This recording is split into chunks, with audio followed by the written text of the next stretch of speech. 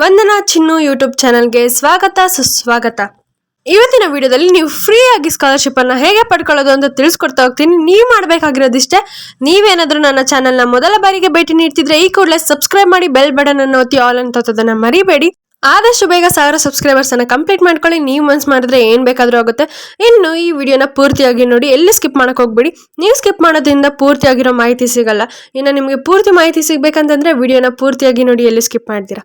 ಇನ್ನು ಈ ಸ್ಕಾಲರ್ಶಿಪ್ ಅನ್ನ ಅಪ್ಲೈ ಮಾಡೋದಕ್ಕೆ ಬೇಕಾಗಿರೋ ಎಲಿಜಿಬಿಲಿಟಿಯನ್ನ ನೋಡ್ಕೊಂಡು ಬರೋಣ.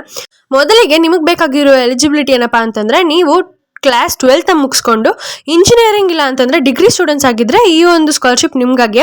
ಈ ಒಂದು ಸ್ಕಾಲರ್ಶಿಪ್ ಅಂಡರ್ ಗ್ರಾಜುಯೇಟ್ ಸ್ಟೂಡೆಂಟ್ಸ್ಗೆ. ಇನ್ನು ನೀವು first, second, third, fourth year ಯಾವ್ದಾದ್ರು ಆಗಿರ್ಬೇಕಾಗಿರುತ್ತೆ. ಇನ್ನು ನೀವು ಫುಲ್ ಟೈಮ್ ರೆಗ್ಯುಲರ್ ಆಗಿರ್ಬೇಕು ಅಷ್ಟೇ.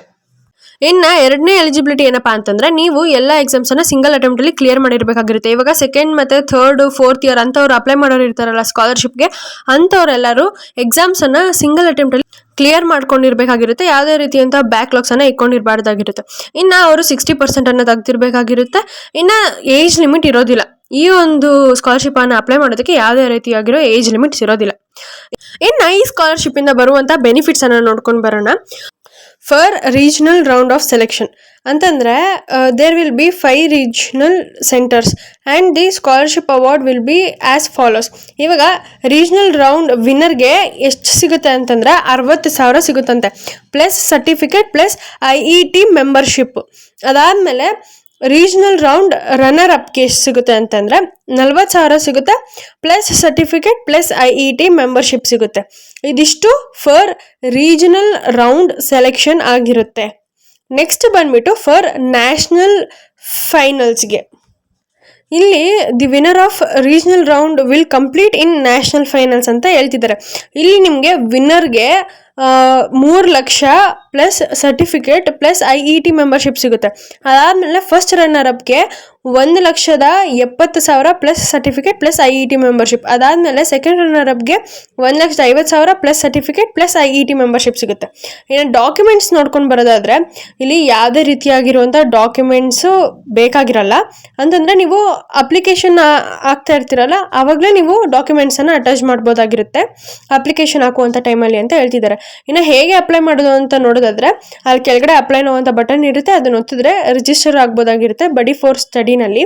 ಅದಾದಮೇಲೆ ಅದು ನಿಮಗೆ ಡೈರೆಕ್ಟಾಗಿ ಒಫಿಷಿಯಲ್ ಪೇಜ್ಗೆ ಕರ್ಕೊಂಡೋಗಿ ರಿಜಿಸ್ಟರ್ ಮಾಡಿಸುತ್ತೆ. ಅದು IET Indian scholarship award 2024ಗೆ.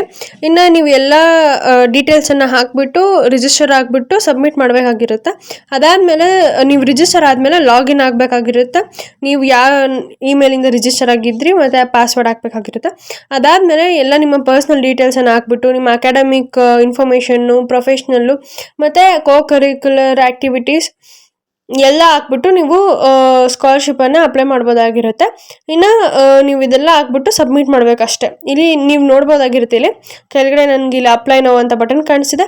Apply no ಅಂತ ನೀವು ಇಲ್ಲಿ ಕ್ಲಿಕ್ ಮಾಡಿದ್ರೆ ನಿಮಗೆ ಈ ರೀತಿಯಾಗಿ ಒಂದು ಪೇಜ್ ಓಪನ್ ಆಗುತ್ತೆ. ನೀವು ಈ ಪೇಜಲ್ಲಿ ನಿಮ್ಮ ಮೊಬೈಲ್ ನಂಬರು ಮತ್ತು ಪಾಸ್ವರ್ಡನ್ನು ಹಾಕ್ಬಿಟ್ಟು ಲಾಗಿನ್ ಆಗಬೇಕಾಗಿರುತ್ತೆ. ನೀವು ಲಾಗಿನ್ ಆದಮೇಲೆ ಮತ್ತೆ ನಿಮಗೆ ಫರ್ದರ್ ಡೀಟೇಲ್ಸ್ ಕೇಳುತ್ತೆ, ಅದನ್ನೆಲ್ಲ ಫಿಲಪ್ ಮಾಡಬೇಕಾಗಿರುತ್ತೆ. ಇನ್ನು ಈ ಒಂದು ಸ್ಕಾಲರ್ಶಿಪ್ ಅನ್ನು ಕೊಡ್ತಿರೋರು ಯಾರಪ್ಪ ಅಂತಂದ್ರೆ IET ಅಂತಂದ್ರೆ institute of engineering technology. IET Indian scholarship award 2024 ಇವರು ಸ್ಕಾಲರ್ಶಿಪ್ ಅನ್ನ ಕೊಡ್ತಾ ಇರೋವಂಥವ್ರು. ಇನ್ನು ಈ ಒಂದು ಸ್ಕಾಲರ್ಶಿಪ್ಗೆ ಅಪ್ಲೈ ಮಾಡಬೇಕಾಗಿರುವಂಥ ಲಾಸ್ಟ್ ಡೇಟ್ ಯಾವಾಗಪ್ಪ ಅಂತಂದ್ರೆ June 15th ಆಗಿರುತ್ತೆ. ಇನ್ನು ಈ ಒಂದು ಸ್ಕಾಲರ್ಶಿಪ್ ಅನ್ನ ಬೇಗ ಅಪ್ಲೈ ಮಾಡಿ. ಆದಷ್ಟು ಈ ವಿಡಿಯೋನ ನಿಮ್ಮ ಫ್ರೆಂಡ್ಸ್ಗೆ ಕೂಡ ಶೇರ್ ಮಾಡಿ. ಈ ಒಂದು ವಿಡಿಯೋ ತುಂಬಾ ಹೆಲ್ಪ್ಫುಲ್ ಆಗಿರುತ್ತೆ. ನಿಮ್ಮ ಫ್ರೆಂಡ್ಸ್ಗೆ ಕೂಡ ಸ್ಕಾಲರ್ಶಿಪ್ ಬರಲಿ. ಇನ್ನು ಈ ಒಂದು ವಿಡಿಯೋ ನಿಮ್ಗೆ ಏನಾದರೂ ಇಷ್ಟ ಆಗಿದ್ದಲ್ಲಿ ಲೈಕ್ ಮಾಡಿ, ಸಬ್ಸ್ಕ್ರೈಬ್ ಮಾಡಿ ಮತ್ತು ಬೆಲ್ ಬಟನ್ ಅನ್ನು ಒತ್ತೋದನ್ನ ಮರಿಬೇಡಿ. ಧನ್ಯವಾದಗಳು.